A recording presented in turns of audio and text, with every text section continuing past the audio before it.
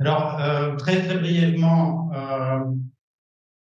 pourquoi, enfin, peut-être une confrontation entre les notions d'archéologie des médias et d'histoire des médias.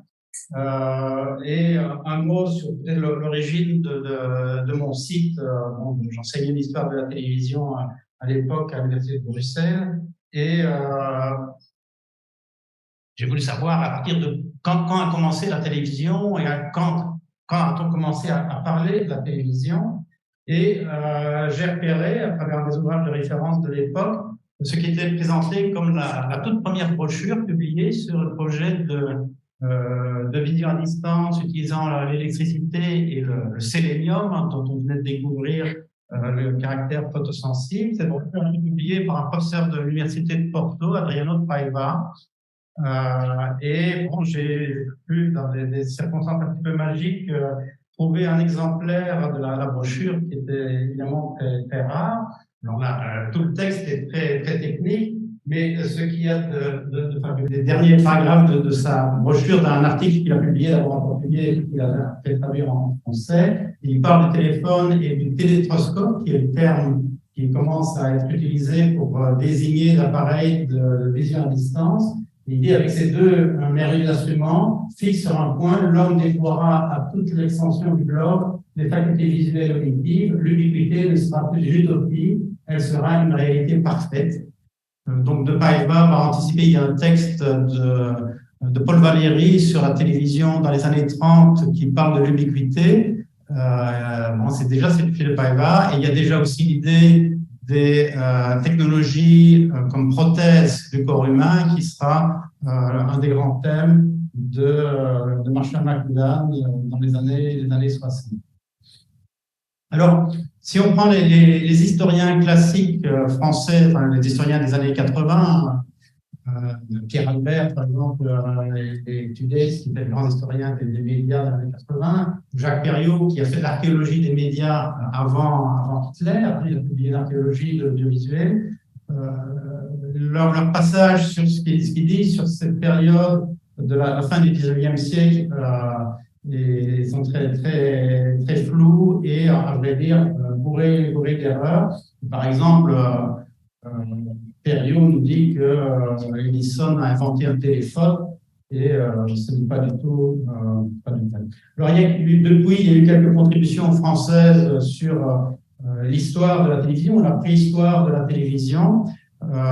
Certaines, d'ailleurs, des collègues, des amis avec qui j'ai pu travailler, mais qui, sur le 19e siècle, restent en grande partie assez floues. Et même, bon, par exemple, la biographie de René Barthélemy, qui est un des rares ouvrages sur la préhistoire de la télévision en France, est assez, je dirais, romancé et pas très rigoureux du point de vue historique.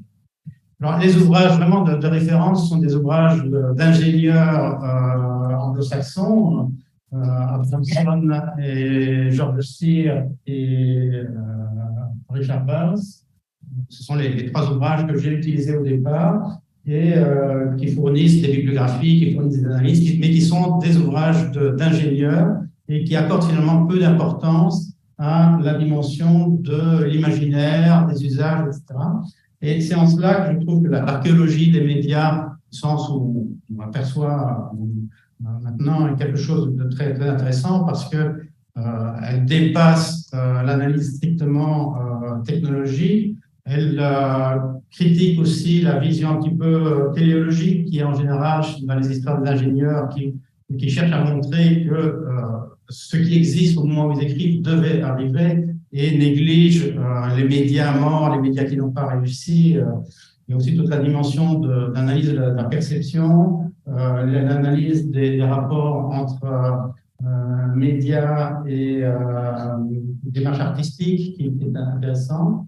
Mais en même temps, j'ai écrit un article là-dessus il y a 2-3 ans, l'archéologie des médias arrive en France, un petit peu polémique, au moment où l'ouvrage de Hitler a été finalement traduit avec 20 ans de retard.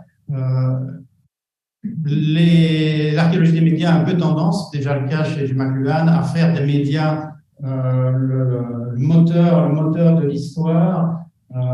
Et il y a une obsession théorisante, il y a des radicalismes provocateurs et il y a aussi surtout beaucoup d'inexactitudes historiques. Et c'est là que je pense qu'un travail d'historien est nécessaire pour quand même un peu répondre aux archéologues des médias. Alors, il y a cette phrase de Parikka, qui est un des chercheurs finlandais, qui est une grande référence dans l'archéologie des médias. L'archéologie des médias est intervenue pour contester l'amnésie stratégique de la culture numérique. C'est peut-être vrai, mais en même temps, moi, ce qui me fascine depuis 20 ans, c'est la manière dont le numérique, tout ce qui est la numérisation des archives, par exemple les archives d'Edison qui sont en ligne, ou la numérisation des journaux, des publications, des livres, amène à revoir complètement les travaux des historiens qui sont même des années 90, tellement on trouve de nouveaux éléments historiques, on peut modifier les datations, on peut modifier les filiations. Alors, je vais vous parler surtout de quelque chose que j'ai découvert il y a maintenant 4-5 ans, qui est quelque chose qui est complètement ignoré justement par ces historiens des années 90, parce qu'ils ont fait une histoire de la télévision électronique et pas de la télévision numérique. Et ce que je vais essayer de montrer, c'est qu'en fait, l'idée de la numérisation des images, elle est déjà existante dans la seconde moitié du 19e siècle. Alors, bon, je passe très rapidement sur la définition de l'image numérique avec ce concept central de pixels et évidemment la notion de nombre fini d'éléments, de discrétion. Et j'ai essayé de voir, mais ce n'est pas du tout mon spécialité, c'est juste pour mémoire, j'ai essayé de voir qu'est-ce qu'on donne comme date d'apparition de l'image numérique. Alors, on cite souvent les premiers scanning numérique par Richard Russell-Kirch à la fin des années 50. Les premières représentations de lignes sur l'écran d'ordinateur IBM, et surtout le Sketchpatch de Sutherland. Ça, c'est les spécialistes de l'image numérique et de la 3D. Par exemple, Moreau, pour eux, c'est vraiment le père fondateur de l'image de synthèse dans les années 60. Première transmission d'image numérique chez Mariner 4 en juillet 65. Donc, c'est globalement la fin des années 50 et des années 60. En même temps, un discours commun sur l'image numérique, c'est qu'il y avait déjà une réflexion sur, par exemple, la mise au carreau, historien de l'art, je pense que vous connaissez ça, la disponibilité dans la mosaïque, la tapisserie, l'art typographique à l'époque baroque, la réflexion sur la numérisation, le cryptage, par exemple chez Bacon, qui explique déjà qu'on peut réduire tout discours avec la lettre A et la lettre B, le 0 et le 1, si vous voulez. C'est déjà l'idée de base de l'informatique, elle est déjà là. Il y a déjà l'idée de la manipulation de l'image. Je me souviens, enfant, j'étais très frappé en visitant cette église de Ravenne où restent les traces de personnages qui ont été effacés parce qu'ils étaient devenus, je ne sais plus quelle raison historique, persona non grata, mais restent des mains sur les colonnes, traces. Et puis, il y a Pascal Rousseau, une très belle contribution là-dessus, tous les rapports entre la réflexion sur la fragmentation de l'image et des pointillismes dans les années 1880. Je passe très rapidement là-dessus pour essayer d'expliquer comment, finalement, ça va être une histoire assez simple, malgré, telle que je la présente, parce que du point de vue technologique, c'est extrêmement compliqué. Je ne suis pas du tout ingénieur, mais comment on peut considérer que dans toute cette problématique de transmission de l'image ou de vision à distance, les deux concepts sont assez mélangés au 19e siècle. Il y a 4 modèles qu'on peut observer. Un modèle linéaire, un modèle qui repose sur la transmission d'infinité de points, un modèle déjà plus élaboré de mosaïque et le modèle de la numérisation. Alors, l'idée est qu'on peut numériser des images et les réduire à simplement une suite de noms. On la trouve déjà dans un texte qui, au premier abord, paraît un petit peu farfelu et fantaisiste. C'est l'étude sur les moyens de communication avec les planètes que publie Charles Cros et qui sera par la suite réédité par Camille Flammarion, qui est l'idée qu'on va pouvoir communiquer avec les Martiens, avec les extraterrestres. Bon, ça paraît complètement farfelu, mais si on lit bien le texte, il y a cette idée. On ne sait transmettre que des noms. C'est donc avec des noms qu'on va s'entendre. Pour cette limite étant posée, il n'y a pas de méthode à suivre. Il faut traduire par un procédé géométrique simple les figures planes, convenablement choisies en série numérique et transmettre successivement les termes de ces séries. Et là, je pense qu'on a déjà la définition de la transmission numérique des images. Alors, Charles Cros, si on le situe dans le contexte de ce qui est la culture, la technologie de l'image à l'époque, les militaires ont déjà des systèmes d'observation à distance, le polymoscope, qui est un système de miroir, l'héliographe, qui est un système de transmission des signaux en basant sur les rayons du soleil, ce qu'on appelle à l'époque la phototélégraphie, qui est la transmission de signaux à base de faisceaux lumineux avec des projecteurs. Et puis il y a l'idée de M. Gasbon, qu'on trouve dans un texte très amusant de Nadar, un texte qui s'appelle Gasbon vengé. Je vous expliquerai plus tard pourquoi M. Gasbon est vengé. Mais en 1856, M. Gasbon, qui tient un hôtel à Pau, a écrit à Nadar pour lui demander de lui transmettre une photographie de Louis en train de jouer au billard. On lui a expliqué que les technologies permettaient la transmission d'images, et donc il demande à Nadar de lui envoyer une photo à distance. Nadar, évidemment, s'amuse de cela. Nadar fait des expériences de photographie en balance, qui est pas vraiment de la transmission d'images, mais c'est déjà une autre manière de percevoir l'univers. Et pendant le siège de Paris, se développe la microtélégraphie, c'est-à-dire le transport de photos miniaturisées pour transmettre des messages par vol de pigeons. Il y a aussi, et là c'est plus important pour notre problématique, tout ce qui est la lignée de la transmission d'images par télégraphe, ce qu'on va appeler au départ les télégraphes copieurs, qui sont mis au point au départ par un hélicoptère, Alexander Bain, et un chercheur japonais a reconstitué le système pour démontrer que le brevet de 1853 de Bain était tout à fait pertinent. Vous voyez, il est arrivé à reconstituer la transmission comment on appelle les caractères japonais, mais ce que Bain pouvait transmettre, et on a conservé des rares traces de cette utilisation d'appareils, c'est son propre nom, et vous voyez très clairement le lignage de cette transmission qui est essentiellement mécanique et qui repose surtout sur la précision du mécanisme de synchronisation entre émetteur et récepteur.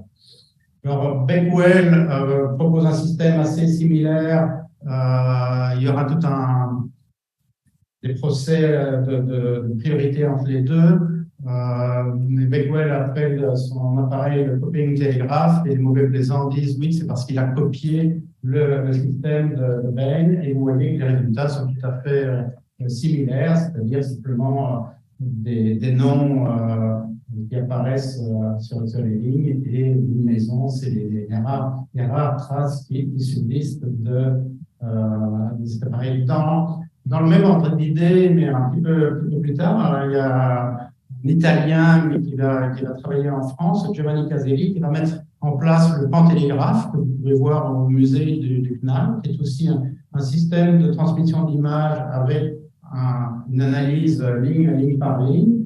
et qui va être utilisé pour transmettre essentiellement des axes. Ça va fonctionner en 63 et 70, mais c'est pas rentable, donc le système sera abandonné. Mais vous pouvez voir, en particulier sur l'image de droite, vous voyez très bien la structure linéaire de la transmission. Les choses deviennent plus compliquées à partir de 1876. Pourquoi 1876? En 1876, les frères Siemens présentent ce qu'ils appellent l'œil artificiel, qui est basé sur les propriétés du sélénium. Et le sélénium est un métalloïde qui a été découvert en 1973 et qui est photosensible. Et il y a des discussions entre les électriciens à l'époque pour savoir si effectivement ce caractère photosensible est utilisable ou pas.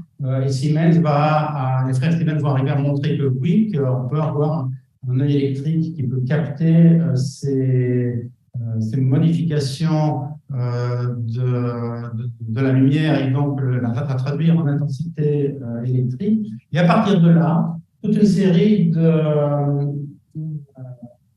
d'inventeurs ou de théoriciens, je ne sais pas trop comment les appeler, vont commencer à penser qu'il est possible de faire ce que Graham Bell est arrivé à faire avec le son, donc transformer le son en électricité. On va faire la même chose avec l'image.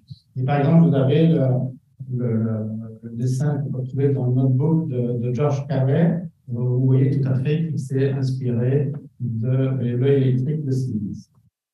À la même époque, et ça j'ai retrouvé cet article dans les archives d'Edison, et personne parmi les citoyens l'avait cité auparavant. C'est un canular. L'histoire de la télévision commence par un canular.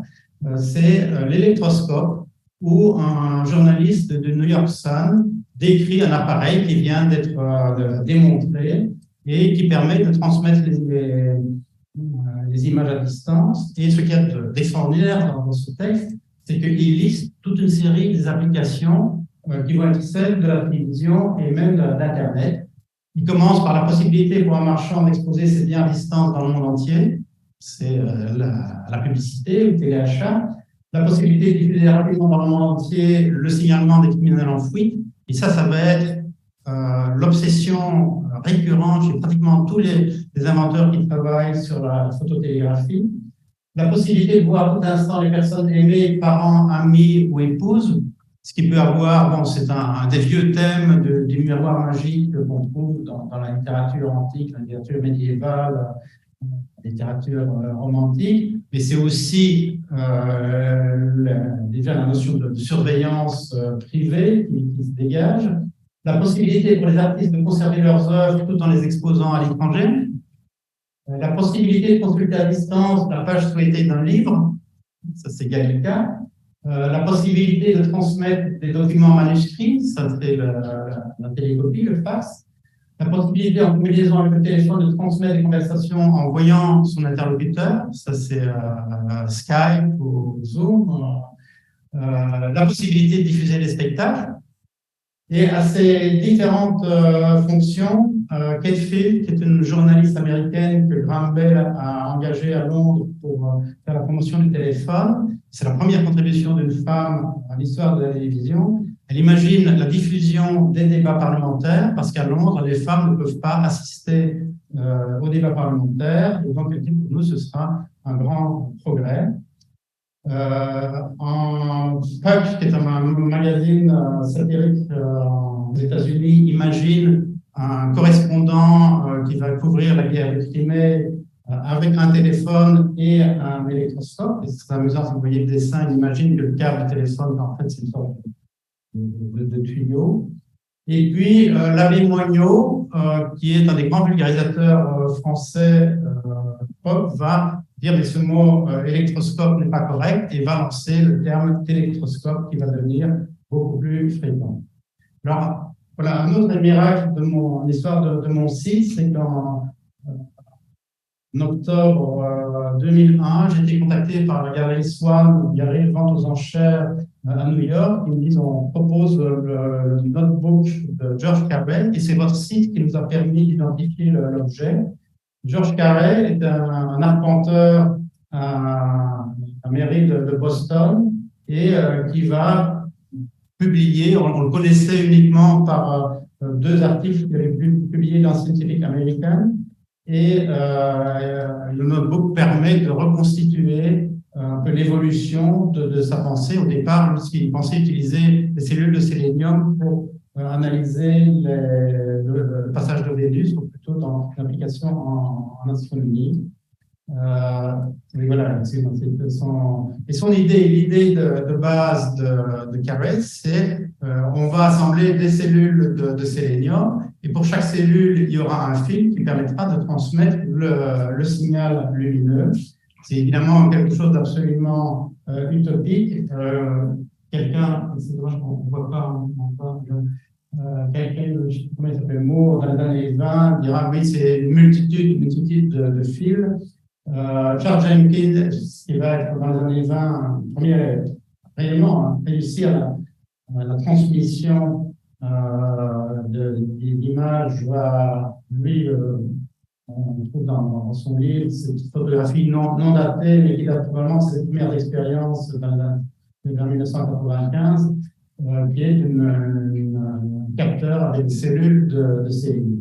C'est un modèle tellement absurde que deuxième canular va circuler, et là, c'est avec un colonel américain on est arrivé à identifier que l'auteur du canular est le professeur Merriman, qui est un des grands mathématiciens de l'époque, et qui va lui inventer le diaphote pour se moquer de la proposition de Carey. Et ce canular est tellement marquant, il va être pris très au sérieux en France, publié dans le journal officiel La République, cité par les grands électriciens de l'époque.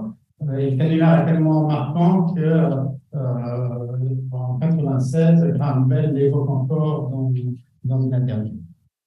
Ce qui va être la première réussite d'analyse de scanning linéaire en recourant au sélénium, ça va être démontré en 1881 par Bidwell, un Anglais qui arrive à reproduire, vous voyez, cette image d'un carré, et vous voyez encore la structure linéaire. Et son appareil est présenté à l'Exposition universelle de Paris en 1881, dont les spécialistes de Robida disent que c'est à l'origine de la réflexion de Robida sur l'avenir du téléphonoscope, etc. Mais les spécialistes de Robida citent jamais ces dessins qui, pour moi, sont tout à fait inspirés de Bidwell. Vous voyez l'opposition entre le carré blanc sur fond noir, et les deux dessins sont contigus dans la grande mascarade parisienne. Et à mon avis, c'est une manière pour Robida de se moquer de cette prétention de réduire les images en ligne. Un autre exemple, on peut retrouver celui de Lucas. On ne sait pas trop s'il est réellement arrivé à produire ce deuxième dessin comme copie du premier, mais lui proposait l'analyse avec le polarisateur de Nicholl qui permettait de distinguer les faisceaux lumineux.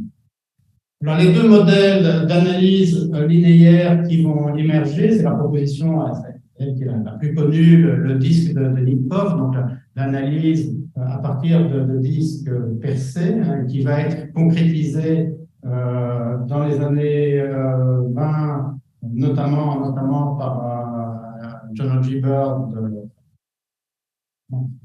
l'inventeur, lui, il va réussir à faire de la télévision en Grande-Bretagne.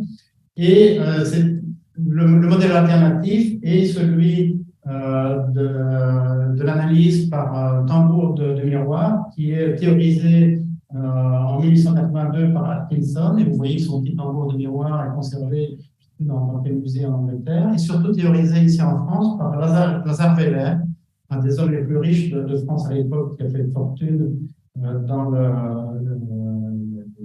câble de téléphone. Et ça va devenir le modèle utilisé par Baird lui-même quand il va abandonner le disque de Nipkow, et c'est le modèle qui va être utilisé par René Barthélémy ici à Paris pour ses premières démonstrations en 1936. Et j'ai retrouvé le tambour de miroir tristement abandonné dans la réserve du CNAM Saint-Denis. Alors, la notion de mosaïque dans l'analyse des images va apparaître à la même époque chez Ayrton et Perry, qui sont un peu les concurrents de Bidwell, dans une conférence qu'ils font à la Physical Society en février 1881. Et cette idée de mosaïque, elle va se développer, elle va être reprise par plusieurs auteurs, et en particulier en 1889 et en 1891 par Raphaël-Édouard Liesegang, complètement ignoré par les historiens anglo-saxons de la télévision, mais qui pour les Allemands est quelqu'un de très important parce que c'est lui qui est censé avoir non pas créé le mot Fernsehen qui existait déjà, mais lui avoir donné le sens contemporain d'appareil permettant la vision à distance. Et Liesegang est un grand scientifique, il fait partie aussi d'une grande famille de photographes, de marchands, de lanternes magiques, par une méthode que moi-même, je n'arrive pas trop à comprendre parce que le texte est en allemand, mais il arrive à proposer un système qui permettrait de réduire considérablement le nombre de fils à utiliser. Mais il est très rapidement critiqué par la British Journal, Journal of Photography, où on lui dit, mais enfin, même si vous arrivez, si on prend cette photographie d'une rencontre de photographes britanniques, on dit, bon, voilà, ça fait 49 000, ils n'utilisent pas la notion de pixels, de dots, de points. Même avec vos calculs, ça réduirait à 1400 dots, donc il faudrait quand même 1400 fils pour transmettre l'image. C'est complètement irréaliste. Mais Nadar connaît Liesegang, ou en tout cas, à mon avis, le confond avec son père. Et dans ce texte, Gasbon vengé, pourquoi est-ce que Gasbon est vengé? Parce que finalement, l'idée de Gasbon de transmettre les images à distance, mon ami Liesegang est en train de démontrer que c'est tout à fait possible. Dans le prolongement de la phototélégraphie, un Américain d'origine allemande, Hans Stutz, arrive à proposer l'électro-artographe en 1889.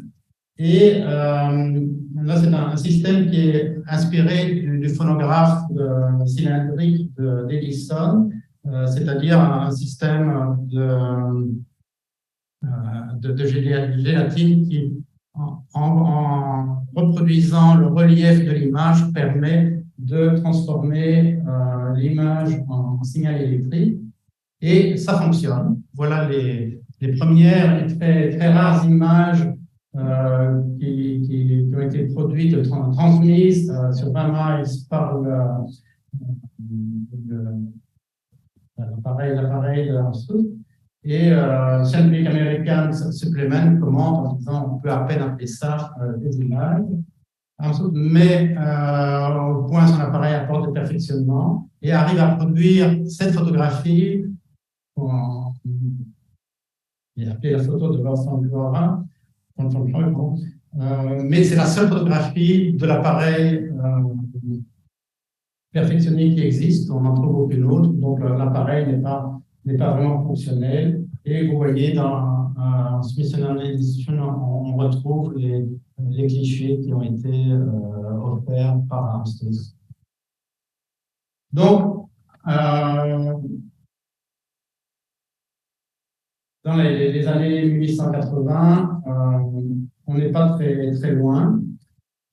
Et c'est là qu'arrive la proposition de méthode statistique, dont j'ai découvert l'existence dans le Handbook pour phototélégraphie, handbook des phototélégrammies ou télétographie de Korn et Glatzel, qui est vraiment l'ouvrage de référence historique extrêmement riche et précis. On dit que c'était l'ouvrage de chevet de John Gilbert, qui est très rare, qui est très difficile à suivre en allemand, en technique, etc. Mais j'ai été intrigué dans cet ouvrage par ce dessin, cette carte, qui est le premier dessin, la première explication de ce que on appelle la méthode statistique, c'est-à-dire la fragmentation de l'image suivant les principes du graphique cartésien. Voilà. Et on n'a pas le texte, on n'a pas le texte de Gras, donc pas décrire très précisément. En fait, son nom n'est apparu que dans les années 90, quand quelqu'un a dit, bon, c'est lui qui était le premier à inventer ce système. Il était sous-chef de section télégraphie militaire, je suppose, au ministère des Armées. Peut-être qu'avec un petit peu de recherche, on arriverait à retrouver sa brochure, qui ne figure dans aucun catalogue. On arriverait à trouver sa brochure. Mais ce qui va être surtout, pour moi, le moment fondateur de théorisation, c'est la présentation qui se fait le 15 janvier 1886 à la Royal Military Service Institution, le lieu de réflexion stratégique de l'armée britannique, où on retrouve différents militaires. C'est aussi ouvert au public. Il y a des journalistes qui sont présents. Vraiment, il y a du monde qui est là. Et le lieutenant Glenn propose un système de transmission des dessins par signaux. Alors, ça peut être des signaux lumineux avec les héliographes, ça peut être par télégraphe, ça peut être aussi par drapeau. Et il explique qu'en fait, il a constaté que la signalisation était sous-développée, que les cartes militaires étaient insuffisantes quand il fait gérer des manœuvres. Et il explique qu'avec du papier quadrillé et en codifiant les lignes droites, les courbes, les espaces clos, avec des niveaux de précision qu'on peut définir, avec des messages brefs, des degrés, avec une analyse des niveaux de degrés de lumière et d'ombre, il parle de 6 niveaux, en jouant sur la taille du dessin, sur l'échelle, etc., en chiffrant les distances, les orientations polaires, on peut arriver à transmettre des cartes, des dessins. C'est déjà la conceptualisation de la numérisation des images. Il n'y a aucun appareil nécessaire, on peut transmettre un plan en 20 minutes. Et son système, voilà un des graphiques où il explique la possibilité de chiffrer le degré de précision de l'image transmise. Voilà des exemples de cartes qui transmettent. Les deux cartes à gauche sont publiées dans ces articles. Les deux autres, je les ai retrouvés sur des exemples qu'ils citent et j'ai pu retrouver un plan de bataille assez détaillé, la bataille d'Ashen qui se passe au Soudan. Et puis un fragment de relevé photographique dans des ouvrages classiques de l'armée britannique. Et il est arrivé à transmettre ces images.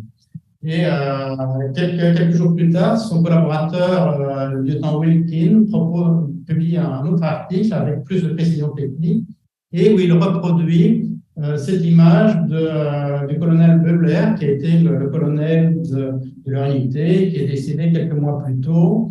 Et ils transmettent cette image en 705 mots, transmis par drapeau en 3 heures, et le décodage s'est fait en 5 heures.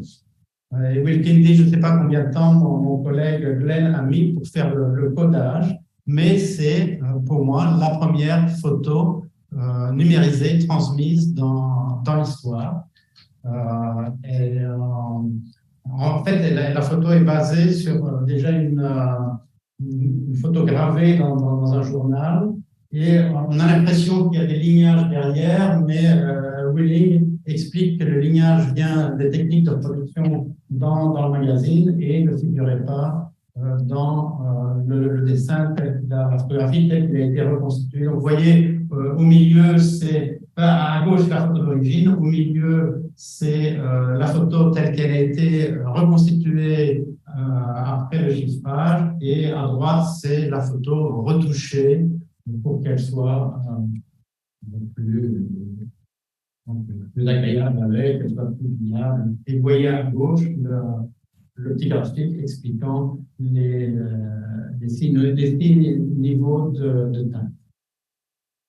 Alors, Willings s'amuse à un petit jeu, il donne dans le magazine un code et il invite les lecteurs à essayer de constituer le dessin qu'il publie dans le numéro suivant, c'est le dessin du milieu, et il explique que c'est un portrait de Gladstone, l'homme politique fameux, dont vous voyez le pantalon avait lui-même été mis au carreau. Alors, assis à la Réunion aussi, le colonel Melville, qui avait déjà élaboré une méthode similaire et même prévu une sorte de tableau d'appareil pour lequel il a obtenu un brevet. Et Leishman, qui dans les années 20, le dernier à proposer un système, a lui-même repris cette idée de tableau qui peut être utilisé pour préparer le domaine. Mais lui, il n'avait fait aucune démonstration, aucune expérience. Et c'est donc Glenn, surtout, qui va avoir la gloire avec ces deux dessins qui vont circuler dans un certain nombre de publications anglaises et américaines qui vont devenir un peu les deux images de référence. C'est les deux dernières. Le système n'a pas été adopté apparemment par l'armée britannique et n'a pas été adopté par la presse. Quelques années plus tard, un certain Rickinson propose un système à peu près similaire et vous pouvez voir à gauche le dessin d'origine et à droite le dessin tel qu'il a été reconstitué après le chiffrage. Alors, si vous regardez bien, il y a des petits détails amusants qui sont notamment la position différente du pêcheur, hein, ou la structure des remparts qui conduisent au phare. Donc le système est efficace, mais pas encore très opérationnel. Alors, le système va devenir opérationnel aux États-Unis avec un certain Wilby, qui obtient un brevet en 1895 et qui va arriver à convaincre le San Francisco Call, l'un des principaux journaux de San Francisco, d'utiliser le système. Et on a je sais plus, 7 ou 8 dessins qui ont été publiés en avril 1995, essentiellement autour d'une grande fête qui se passe à Los Angeles. Et les dessins, vous voyez, j'ai vraiment retrouvé dans les archives, le site des archives de presse américaine. Vous n'avez pas vu nulle part ailleurs. Et on explique, vous voyez à droite, il y a un article qui explique la méthode en présentant le dessin tel qu'il a été proposé, reconstitué, et puis tout le travail de réélaboration du dessin par l'artiste au journal qui doit recréer le dessin alors pour le rendre vivant. Vous voyez même, il y a le dessin de droite, quelque chose d'assez émouvant, c'est une distribution de couverture à une communauté d'Indiens, quelque chose qui était inimaginable, même en photographie à l'époque, dans la presse américaine. Alors, il y a encore un certain Lord qui publie un article aux États-Unis qui va être traduit en français. C'est pratiquement la seule trace que j'ai trouvée en France du procédé et qui est aussi, à travers l'article de la nature, cité par Edia. Donc, c'est la seule citation par un archéologue des médias que j'ai trouvé de cette méthode. Alors, bon, la chronologie des années 90, 1901 est encore plus compliquée parce que vont apparaître les propositions de transmission hertzienne à partir des années 90 et aussi la réflexion qui va commencer sur la transmission à partir de tubes, à partir de 1815, la découverte des rayons X par la vie. Alors, il y a un Allemand migré aux États-Unis, Hummel, qui a rendu visite à ses parents en Allemagne, et il est probablement tombé sur un article décrivant l'article que je viens de citer de Lowe, dont j'ai retrouvé des traces dans la presse autrichienne et la presse allemande très difficile. Les archives récemment sont très difficilement accessibles, même numérisées. Il faudrait beaucoup de patience pour trouver des articles qui ont inspiré Hummel, ou plutôt qui ont fait réagir. Hummel dit ce système de dessin sur les feuilles quadrillées, ça va être impossible pour les professionnels dans les journaux. Il faut trouver un autre système. Il va mettre un système qui est un petit peu une sorte d'amélioration du système d'Arndt, mais qui va devenir opérationnel. Et la première publication, vous voyez dans le St. Paul Blog, c'est la ville de Minnesota où il habite, où il arrive à transmettre le portrait de Mme Gibbs et le portrait d'un politicien local. Donc, il arrive à retrouver une photo de Mme Gibbs. C'est assez émouvant aussi, parce que c'est une dame qui était une des fondatrices d'une première colonie américaine dans le Minnesota et qui a vécu avec les Indiens Dakota, qui a appris le Dakota, qui a défendu les Indiens Dakota. Et vous avez sa photo avec son arrière-petite-fille, et c'est probablement la photographie qui a servi de modèle à lui-même pour faire son dessin. Alors, ça impressionne Bennett, le directeur du New York Herald, qui est le journal le plus innovateur à New York à l'époque, et qui va faire des expériences avec Hummel.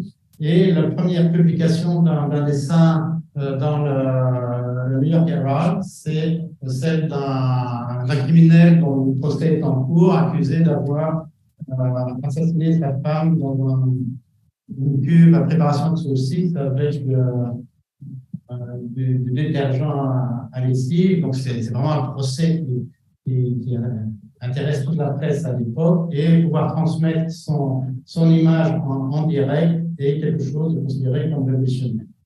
Donc, vous avez d'autres dessins. Un qui est le deuxième en partie à droite, qui est le dessin tel qu'il est reçu sur la page de réception, et à droite, un portrait tel qu'il est retravaillé, retouché. Voilà. Donc, il y a une pédagogie de la méthode qui se fait dans les magazines. Il y a des photos d'origine, la photo telle qu'elle est, enfin, le dessin tel qu'il est transmis. Vous voyez, on précise que les cheveux doivent être blancs. Et puis le dessin tel qu'il est reçu et les dessins tels qu'ils sont publiés. La méthode va être utilisée pour couvrir la guerre de Cuba qui a lieu en 1998, et le New York Times fait installer un câble entre Fort Key, et donc au sud de la Floride, là où arrivent les photos de Cuba, et il y a ces deux dessins qui sont proposés, qui sont les dessins de l'actualité en direct, qui sont différents des dessins des stocks d'images qu'utilise la presse américaine. À ce moment-là, réapparaît uniquement, c'est le seul dessin qu'il a trouvé, la méthode Willoughby pour présenter des bateaux dans le port de Guantanamo tel que je les aurais vus à l'observateur. Ça me paraît très curieux, parce que la vue, on se demande s'il avait un drone pour faire sa photographie, c'est un peu suspect. Et à droite, par contre, un dessin publié l'année suivante, qui est le retour de la flotte de Cuba. Et là, l'accent est mis sur le fait que l'image est transmise en direct le jour même, et elle n'a pas été retravaillée, c'est vraiment telle qu'elle a été transmise. Il va y avoir aussi des couvertures de procès. Et ces images qui sont citées plusieurs fois dans les articles du New York Herald. Il m'a pris un petit peu de temps pour les retrouver. Mais vous voyez qu'il y a une association en 6 journaux pour utiliser le système. Et un des 6 journaux, le Detroit Free Press, publie les photographies, parce que le photographe était sur place, et les transmet vers New York et vers Philadelphie. Et ce qui est intéressant, c'est que finalement, les dessins sont pratiquement plus lisibles. Bon, il y a probablement des problèmes de scanning des archives, mais Vous voyez que les photographies publiées avec ce qui est vraiment déjà de la simili-gravure et le côté pointillé de la photographie n'est pas très visible, alors que les dessins transmis sont très visibles. Alors, il se fait que Marconi vient à New York et rencontre à New York un électricien qui s'appelle Clark, qui va avoir l'idée d'utiliser le télédiagramme, donc l'appareil de Hummel, pour faire de la transmission d'images en TSL, donc par voie hertzienne. Donc, je viens de repérer, je n'ai pas retrouvé les textes, mais cette idée-là était déjà brevetée, brevet en France, un brevet en Allemagne, un brevet en Angleterre. Je ne sais pas avec quelle méthodologie, mais Clark, avec le télégraphe de Hummel, arrive à transmettre un portrait du maire de Philadelphie. Ça se passe dans les locaux de New York Daily. Ça se passe juste d'une pièce à l'autre avec un mur un petit peu épais, mais c'est la première image transmise par voie hertzienne. C'est considéré comme une révolution. Et là, vous voyez, le dessin qui a été préparé est un dessin en pointillé. Donc, ils ont probablement déjà considéré qu'il fallait réduire au minimum le volume d'informations à transmettre. Vous voyez à droite le traitement qui est donné par l'événement par Vincent Francisco, avec vraiment un côté magistral, extraordinaire. Ça fait une bonne demi-page de dessin. L'expérience en reste là, et il faudra attendre les années 20 pour que la transmission d'image hertzienne se fasse. Ce qui se passe à ce moment-là aussi, c'est le développement dans la presse des procédés de simili-gravure et d'impression en demi-teinte, avec tout un travail aussi de fragmentation de l'image, en particulier le brevet de Max Levy, qui est l'utilisation de filets de trame pour diminuer le volume d'informations à transmettre et permettre la reproduction de l'image avec tout ce côté pointillé de la photographie. Un texte, les spécialistes de la culture visuelle connaissent le texte Krakower qui disserte sur ce côté de l'image pointillée qu'on voit dans les journaux. Et il va y avoir Gamble, qui est un éditeur d'un magazine spécialisé dans l'impression, qui va reprendre l'idée de la méthode statistique, mais en disant il faut arriver à mieux couvrir un meilleur compte des demi-teintes. Donc, il imagine des points, des transmissions de points de taille différentes. J'ai mis aussi pour l'anecdote, il imagine un peu à la manière de Robida, un journal satirique en 1908, et on trouve ce dessin assez extraordinaire. Dans tous les journaux seront équipés d'une antenne. C'est déjà un dessin d'antenne parabolique, alors que les antennes paraboliques ne sont pas encore du tout conceptualisées. Alors, je ne sais pas si Jan Štěpánek connaissait probablement les travaux de Lévy sur le tramage.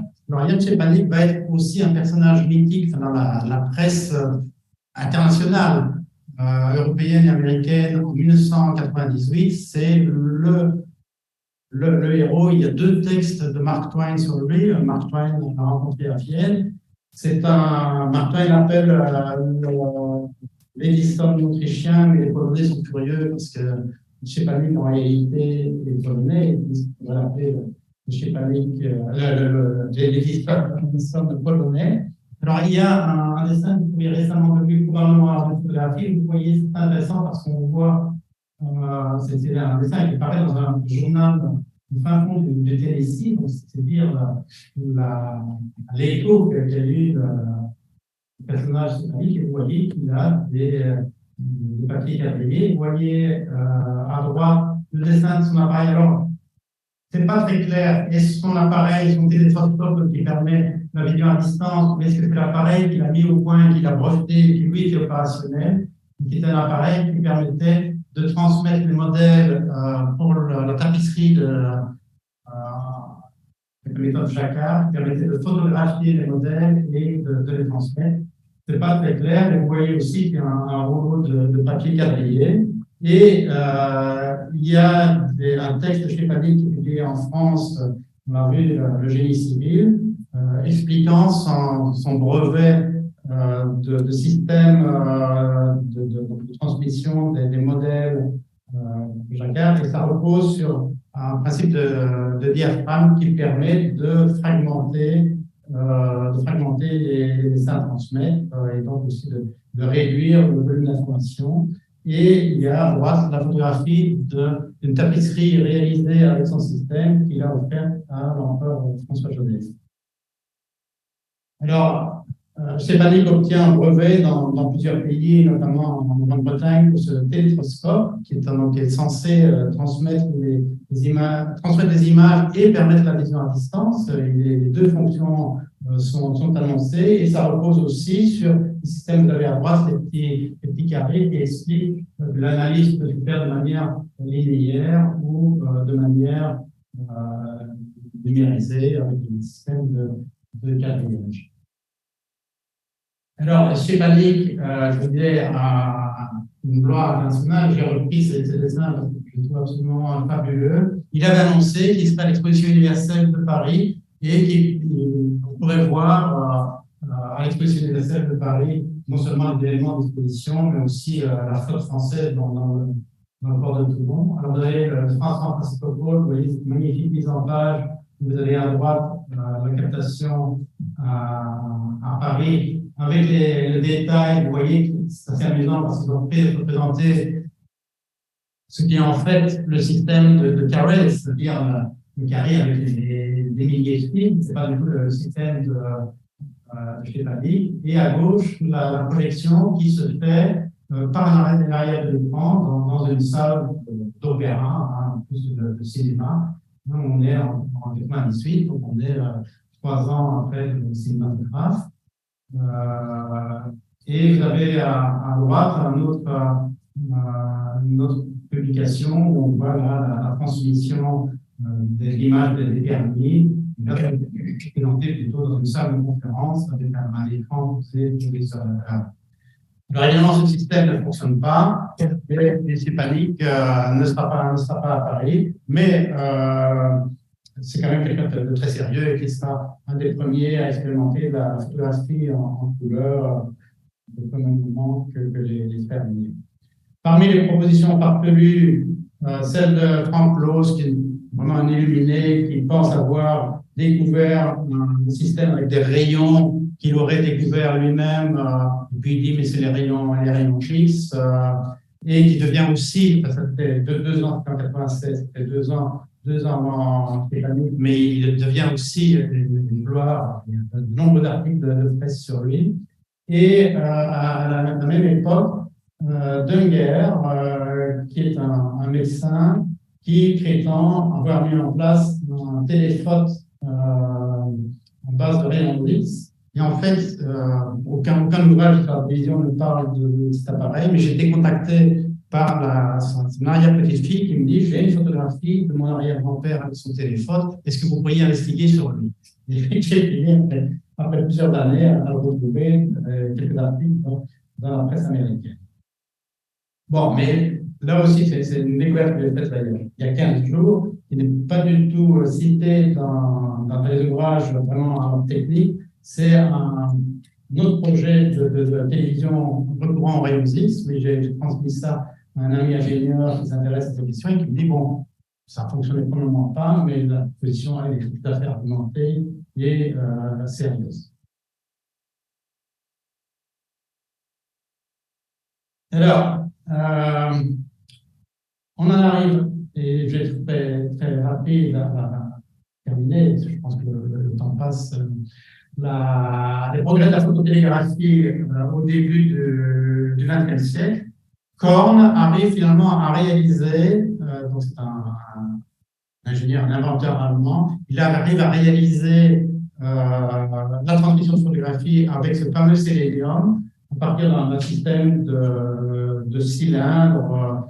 Il arrive à analyser l'image, à la transmettre, mais il précise bien que il faut d'abord passer par la phase d'image fixe et que la transmission d'images vivantes, un mouvement, il faudra attendre, on dit pas encore. Et vous voyez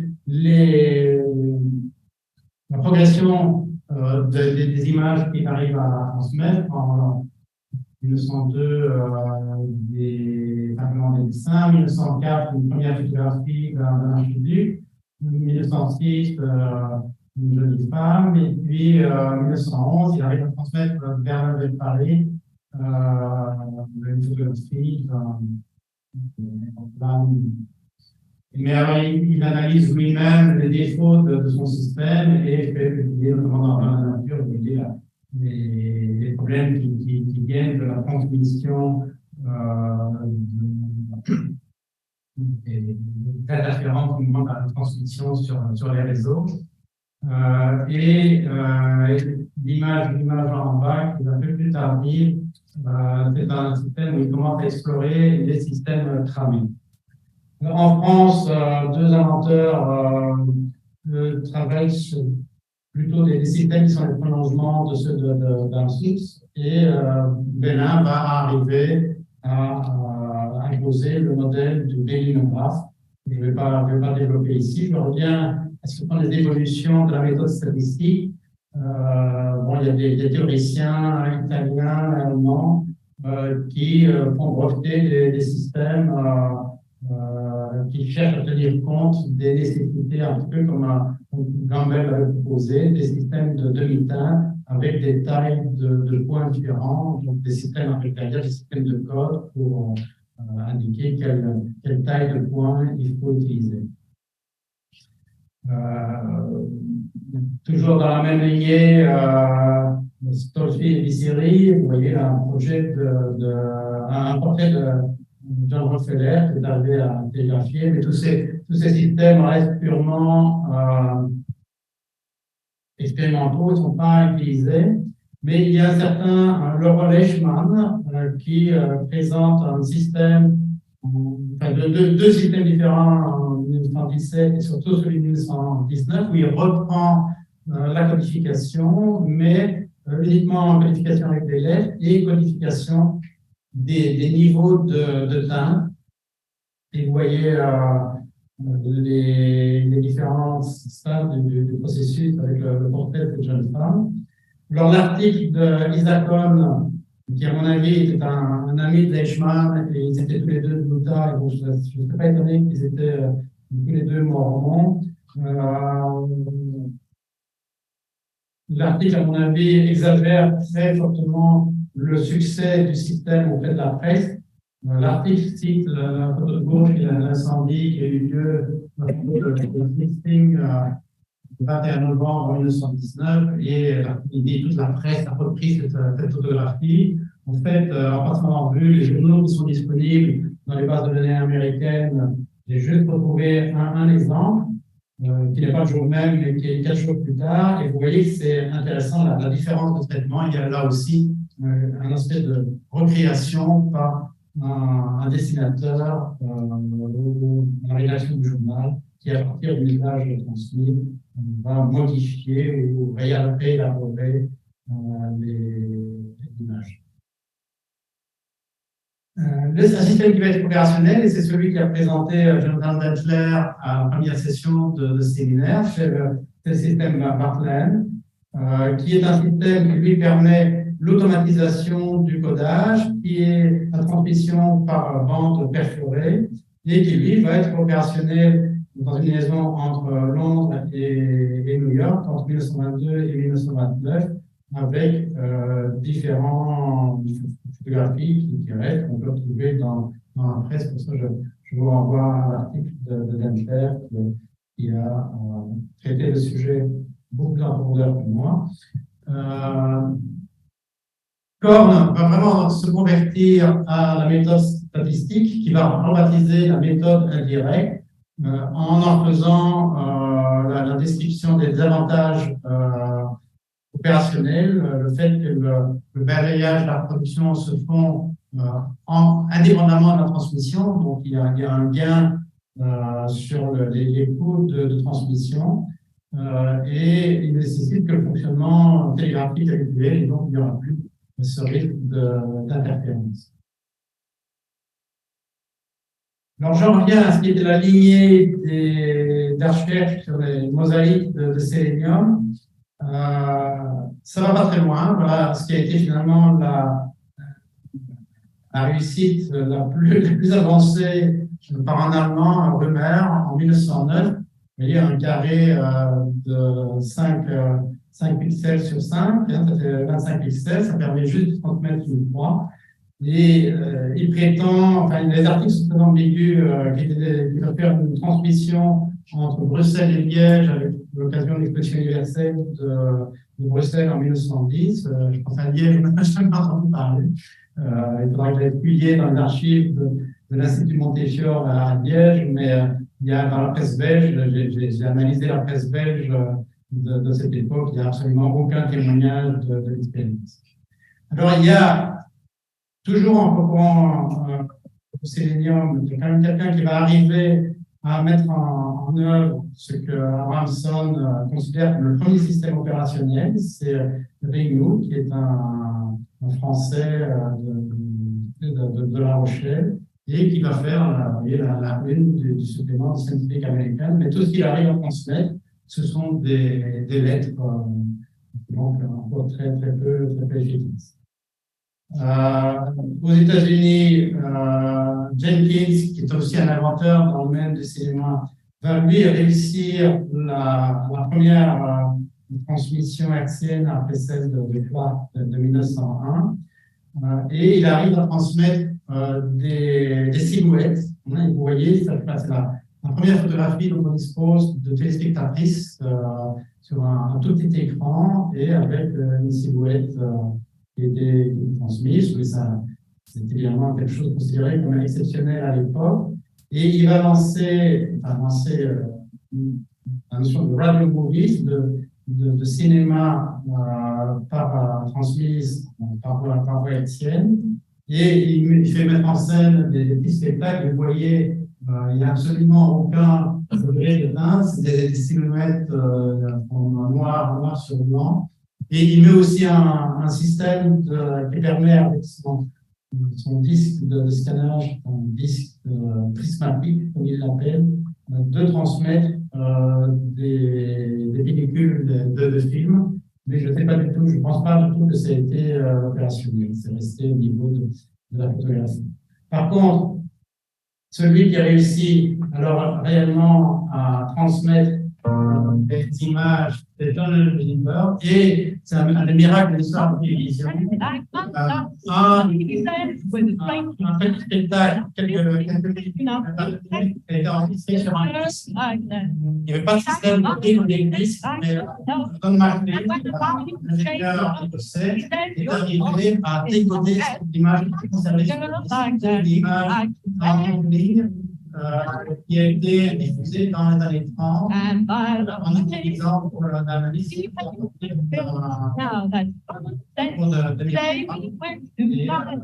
chanteurs.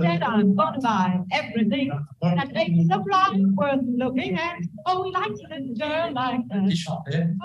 Et bon, c'était Martin a réalisé ça à la fin des années 90 et j'ai eu l'honneur de traduire son site en français.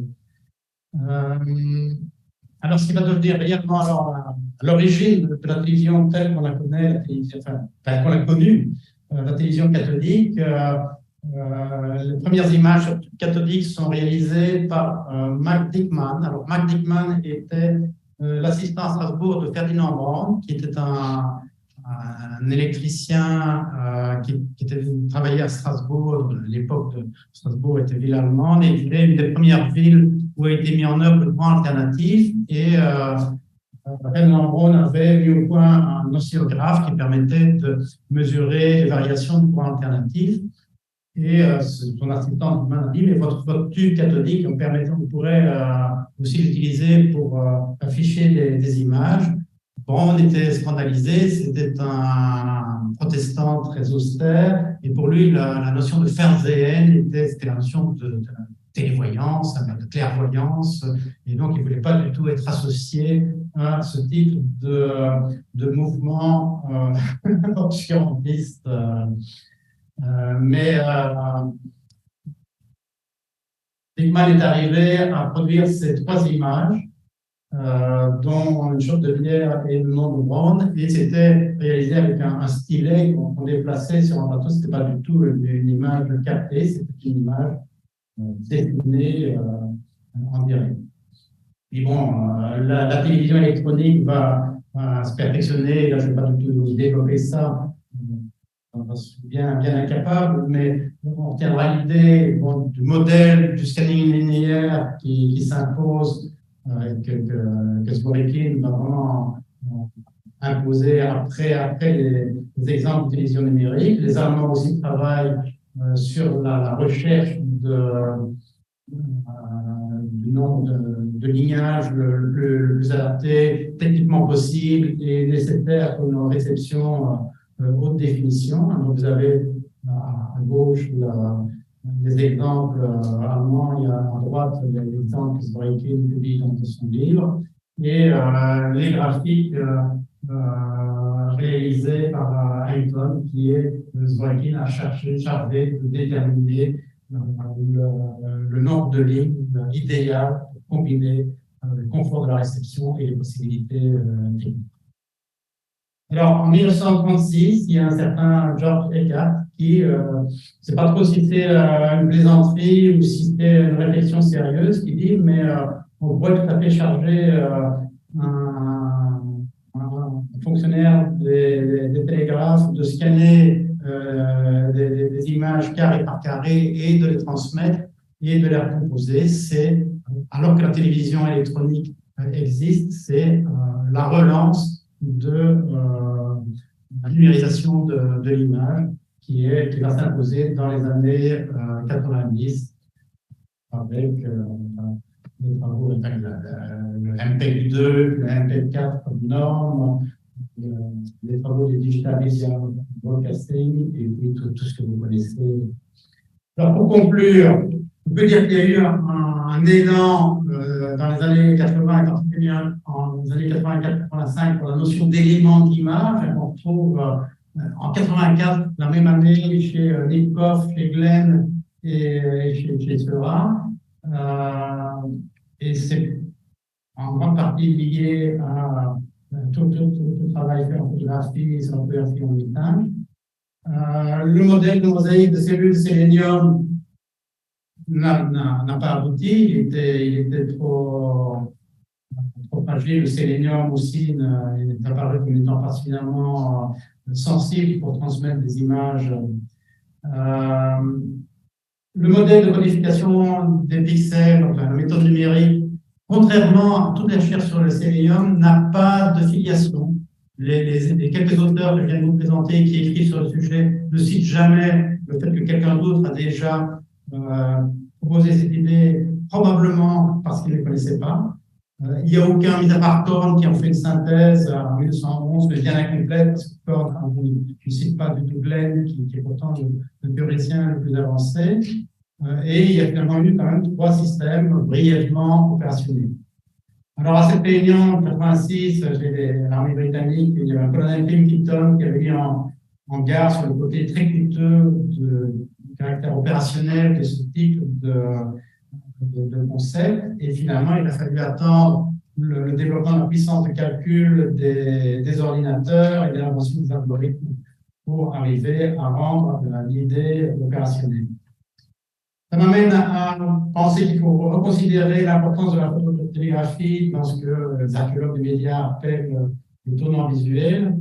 Bon, c'est quelque chose qui est très peu souvent cité, même les historiens de la presse ou les historiens de la phototélégraphie ne citent pas la méthode statistique.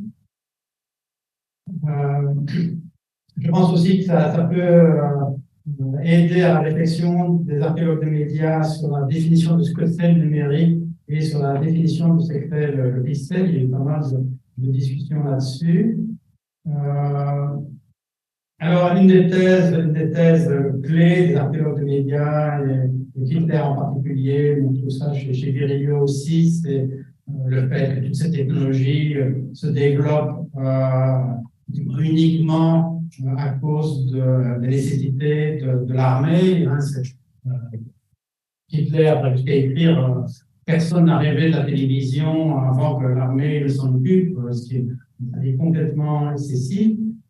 Et on peut voir qu'il y a d'autres demandes sociales pour ce type d'opération, la transmission de photographie, euh, pour la presse, pour la police. Et aussi, on peut voir qu'il n'y a pas de spécificité du numérique dans cette fonction. Les objectifs, par exemple, de transmission d'images de police sont communes aux chercheurs qui utilisent la méthode numérique et ceux qui utilisent les méthodes. Je terminerai par, puisque nous avons un institut d'histoire de l'art, par quelques élaborations artistiques qui sont en liaison avec cette problématique de l'analyse de l'image. Dans les années 60, l'apparition d'un art informatique théorisé par Van Mols qui joue sur sur les possibilités de calcul des ordinateurs ou qui joue sur des travaux du groupe d'art informatique de Vincennes que San Pompidou a exposé récemment, où les artistes passent leur temps à coloriser des pixels sur des cartes perforées. Toute la série réseau hertzien de Roland Baladi, qui lui essaye de traduire en peinture les effets de moirage de la télévision hertzienne. Et pour terminer, ce qui est probablement le travail le plus élaboré, le travail de Mark Holker, avec cet hommage au dessin célèbre pour les historiens de l'optique de Zahn, qui était au XVIIe siècle. Le dessin ici est incomplet, mais qui fait un dessin pour démontrer que l'objet était unique et que les visions étaient différentes. Et il y a toute une image, mais Holker a fait toute une série de variations sur cette image avec des textures en pixels, des textures linéaires ou des textures en pointillés. Il me semble que c'est l'artiste qui a probablement le plus réfléchi sur tout ce travail des ingénieurs, des inventeurs sur la texture de l'image pour le traduire en œuvre artistique.